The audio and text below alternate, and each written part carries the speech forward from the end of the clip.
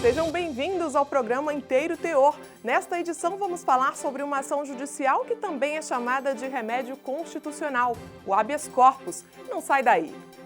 TRF1 nega habeas corpus a acusado de estar envolvido em esquema de fraudes na Assembleia Legislativa do Amapá. E no quadro Inteiro Teor Entrevista, o criminalista Alberto Toron fala sobre as peculiaridades no uso do habeas corpus, principalmente em tempos de pandemia. Fique com a gente!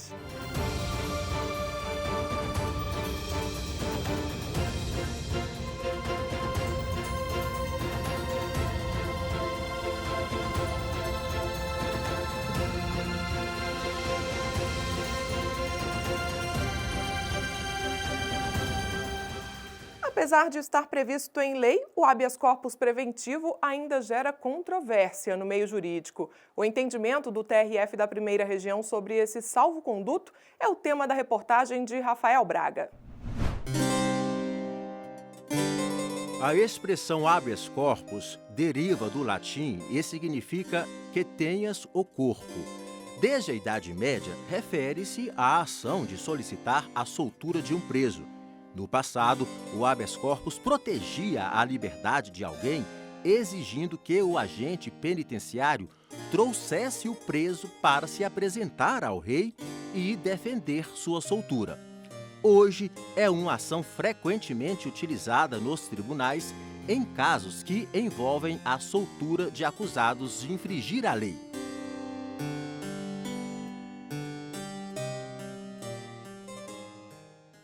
No Brasil, a Constituição Federal prevê que o habeas corpus pode ser concedido sempre que alguém sofrer ou se achar ameaçado de sofrer violência ou coação em sua liberdade de locomoção por ilegalidade ou abuso de poder. Ou seja, o HC pode ser pedido também na forma do chamado habeas corpus preventivo.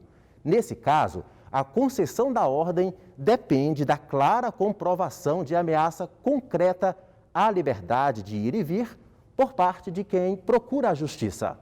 A advogada criminalista Luísa Luz, que atua em São Paulo, já se deparou com muitos casos assim, de gente querendo se prevenir de alguma ameaça por meio de habeas corpus preventivo, cujos limites de cabimento, segundo ela, não estão exatamente claros na lei.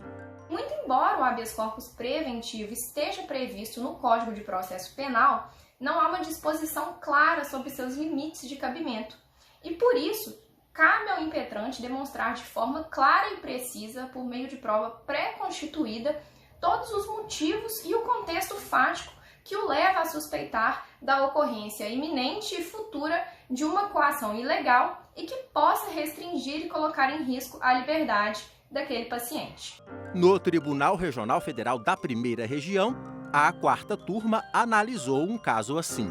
O pedido de HC preventivo foi apresentado em favor de um homem que alegou estar na iminência de sofrer violação de liberdade por causa de mandado de busca e apreensão. A ordem de busca foi expedida pela Justiça Federal no Amapá no curso de uma investigação sobre esquema de fraudes na Assembleia Legislativa do Estado. O relator do HC, juiz federal convocado Pablo Zuniga Dourado, negou o pedido por considerar que a busca e a apreensão, por si só, não constituem ameaça à liberdade do investigado. No que tange a ameaça, a jurisprudência ela caminhou, inclusive jurisprudência dos tribunais superiores, e se consolidou no sentido de que essa ameaça deve ser uma ameaça concreta ao direito de locomoção. Essa ameaça concreta ela deve estar ali provada no bojo da ação mandamental, da ação constitucional. E no caso concreto, a turma considerou a unanimidade que a mera expedição de mandado de busca e apreensão contra o paciente, por si só, não configuraria essa ameaça concreta que a Constituição exige como requisito do habeas corpus. E a unanimidade denegou a ordem. A decisão ressalta que os pedidos de habeas corpus, garantia constitucional importante, exigem avaliação minuciosa, caso a caso, para que sejam concedidos quando, de fato, houver violação ou uma ameaça concreta à liberdade individual. O fato de haver uma busca e apreensão por si só não é suficiente para a concessão do salvo-conduto, visto que deve ser demonstrado, ao menos em um juízo de possibilidade e probabilidade, a ocorrência futura e iminente de uma coação ilegal e que possa resultar em uma restrição à liberdade ou então representar um risco à liberdade daquele indivíduo. Portanto, o habeas corpus ele não pode ser um instrumento, uma ação constitucional manejada, formalizada, para casos em que não haja ou é efetiva a ofensa ao direito de ir e vir, ou pelo menos uma ameaça concreta.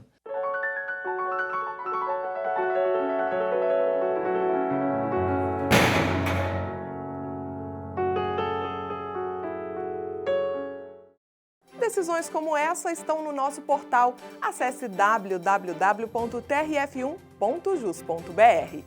E veja a seguir, no quadro Inteiro Teor Entrevista, Rafael Braga conversa com Alberto Toron.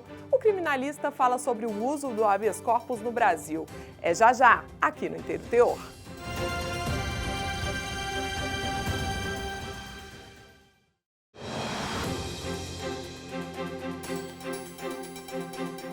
A pandemia impôs enormes desafios não apenas à saúde pública e à economia, mas também ao poder judiciário. Além de terem que se adaptar às medidas de distanciamento social, os tribunais foram acionados para enfrentar uma série de questões inéditas. Até mesmo o Instituto do Habeas Corpus está sendo utilizado de maneira peculiar para enfrentar a crise sanitária. Saiba mais no Inteiro Teor Entrevista.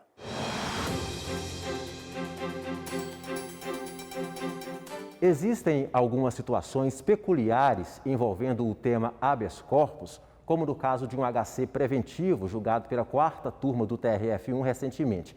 Quais são as principais restrições e hipóteses para a utilização e cabimento do habeas corpus?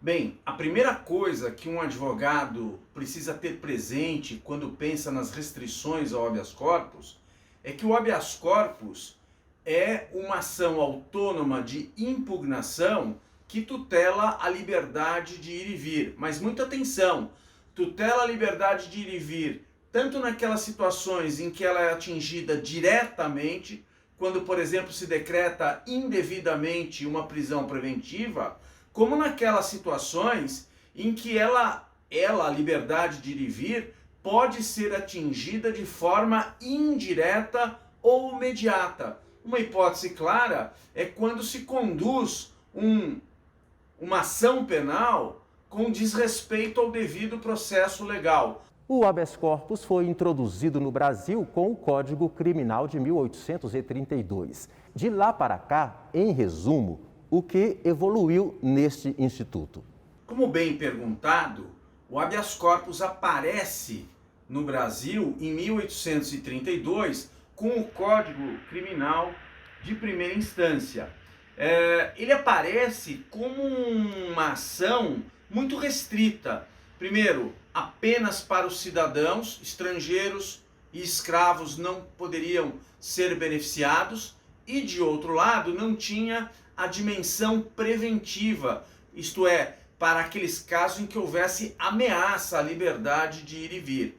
Foi com a Lei 2033 de 1871 que o habeas corpus passou a abranger toda a pessoa, exceto os escravos, que sofressem algum constrangimento ilegal. E também com essa lei de 1871 é que o habeas corpus ganhou a sua dimensão preventiva. Mas o grande passo seguinte foi com a Constituição Republicana de 1891, que o habeas corpus ele se ampliou. E aí surgiu a doutrina brasileira do habeas corpus. O habeas corpus não tutelava apenas a liberdade de ir e vir, mas ele também compreendia a proteção contra qualquer ilegalidade, fazendo às vezes daquilo que hoje é recoberto pelo mandado de segurança. Em 1926, debaixo do estado de sítio, no governo de Arthur Bernardes, se fez uma reforma constitucional e o habeas corpus, então, sem que houvesse mandado de segurança, ficou confinado à liberdade de ir e vir. Em 1937, nós tivemos o golpe do Estado Novo e, com ele, uma carta restritiva em relação ao habeas corpus e, assim, o Código de Processo Penal de 1941. O habeas corpus ficou confinado àqueles casos em que havia liberdade atingida ou quando o atingimento à liberdade fosse iminente. Vem a Constituição de 46, assim como a de 88 depois, e tira a cláusula da iminência. Não é necessário que você tenha uma hipótese na qual a liberdade de ir e vir esteja na iminência de ser atingida. Esse atingimento à liberdade de ir e vir pode se dar de maneira mais distante. Mas talvez o grande salto em termos da construção pretoriana do habeas corpus esteja com a concepção de um habeas corpus coletivo. Com a pandemia de Covid-19, o HC tem sido manejado também como garantia coletiva nos habeas corpus impetrados pelas defensorias públicas, principalmente em favor de presos submetidos a constrangimentos idênticos.